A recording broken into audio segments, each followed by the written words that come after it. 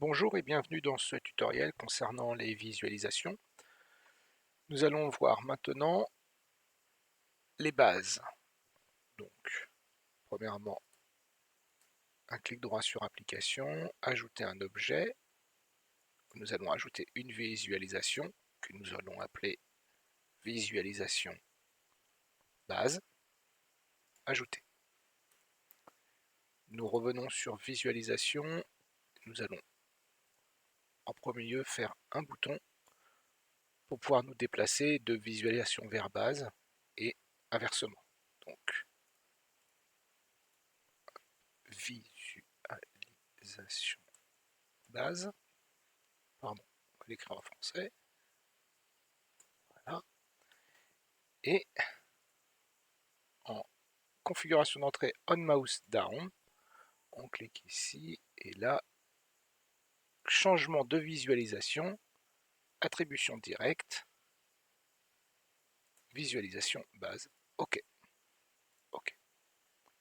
Nous copions ce bouton, nous allons dans visualisation base, nous collons le bouton, nous l'appelons visualisation, nous revenons sur le on mouse down, changement, voilà, et là, nous allons chercher visualisation. Voici qui est fait. Donc, voyons bien ici visualisation. Voilà. Donc maintenant, sur cette page visualisation base, nous revenons sur base et nous allons prendre un rectangle. Donc là, c'est assez simple, hein, le rectangle avec ses coordonnées, donc x et y qui sont les points en haut à gauche, largeur, hauteur, largeur, hauteur.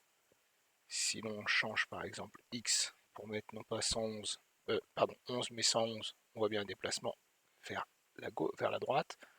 23, on change par 123 vers le bas. La largeur de 150, on va mettre 50, voilà, moins large.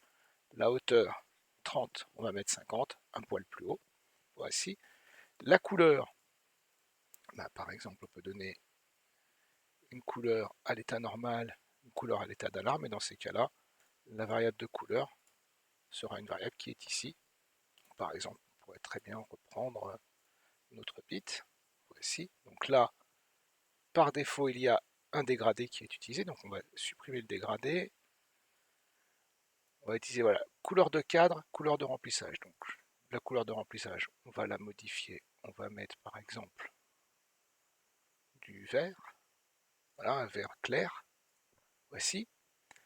Et pour la couleur de remplissage, en état d'alarme, on laisse en rouge, clair. Voilà. Vous pouvez changer directement la transparence ici. Et pareillement là, on peut mettre un texte. Plein de paramètres sont modifiables. On peut même déplacer l'objet en fonction de variables qui sont dans le contrôleur. Voilà. La rotation également, on peut mettre une graduation. Bon, énormément de variables possibles, même dire bah, c'est un bouton en fait. Il y a une action de bouton et on mouse down, on appuie dessus. Au front montant de l'appui, on peut déclarer quelque chose, et pareil, au front descendant de l'appui, au relâché, on peut déclarer quelque chose.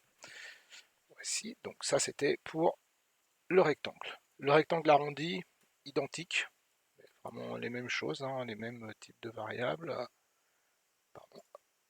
On se déplace, on retrouve exactement les mêmes choses. Voici. Une ellipse, encore le même principe. Voilà, les hauteurs. Alors, l'angle qui est ici correspond, par exemple, si je mets 45 degrés, on va voir qu'on se décale voilà, de 45 degrés. Nous l'avions également pour le rectangle arrondi et pour le rectangle, hein, si je mets 90, là on vient de voir en fait que le point de rotation qui est ici s'est déplacé. Voilà. Et là pareillement, le 45 qui est là, si on met 0, tac, voilà, on est bien reparti là. Voici une ligne, voilà, une simple ligne, donc là on peut déclarer les deux points. Donc là, ici, le point entre crochets 1, on voit bien, pardon, on voit bien que c'est le seul qui est modifié, et ici le 0, on voit que c'est le seul qui est modifié, là la couleur des traits, peut déclarer aussi du mouvement absolu et relatif hein, également, des variables de texte, toujours pareil. Voici polygone, donc là, on va pouvoir déclarer 5 points. Ici.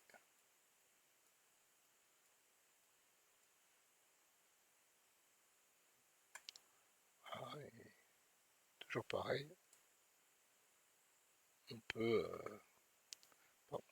peut toujours pareil déclarer des couleurs, du remplissage, des coordonnées. Voici. Donc la coordonnée par exemple pour un mouvement absolu, la coordonnée qui sera prise en compte en XY, c'est la position qui est ici. Ici. Segment de ligne, donc c'est une multitude de lignes non fermées. Donc c'est comme le polygone mais non fermé. Toujours pareil, on est le même principe. Courbe de Bézier, donc là le principe de la courbe de Bézier, c'est de pouvoir avoir des rendus avec des arrondis. Voici. Pareil, on pouvait déplacer tous les points. Là.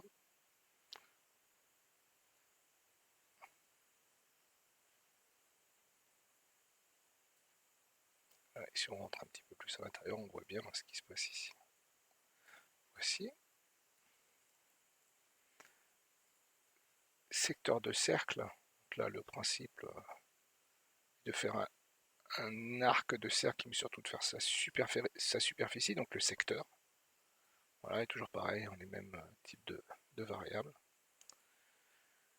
Une image, donc là c'est l'intégration d'une image qui est sur votre ordinateur. Alors, de base,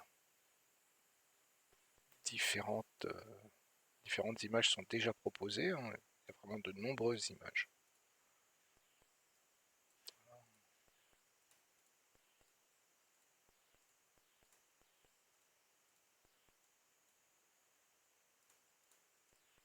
Par exemple, si on reprend l'élément qui est ici, on pourrait se dire, on pourrait refaire une horloge. Donc là, voilà. Ou refaire un compteur, par exemple. Peu importe le principe. Hein.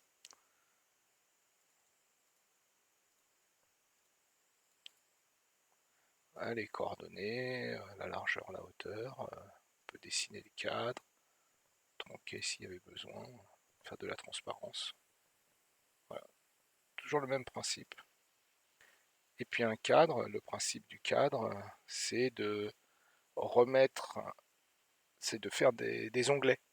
Un petit peu comme dans Excel, d'avoir différentes feuilles et appelables depuis des onglets qui se retrouvent sur la partie supérieure. Là, nous n'avons pas assez de pages, donc ça ne sera pas simple à faire, mais dans le principe, c'est possible. Voici. Donc si on reprend notre exemple, nous nous connectons au contrôleur, oui.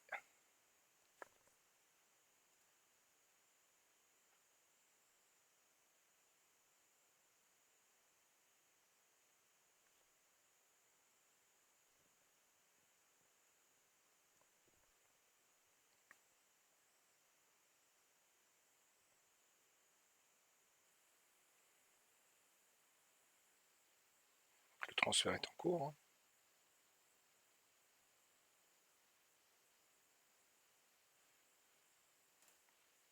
On met en run. Donc là, nous avons le vert. Allons sur la visualisation. Appuyons sur le bouton. Voilà, le bouton visualisation base a fonctionné. D'ailleurs, on voit bien que là, c'est carrément le nom qui a changé. Et on retrouve bien notre rectangle rouge. Visualisation. Donc là, on est bien sur visualisation. On remet à false. Visualisation base. Et on retrouve le vert. Voilà ce tutoriel concernant les objets de visualisation de type base est terminé.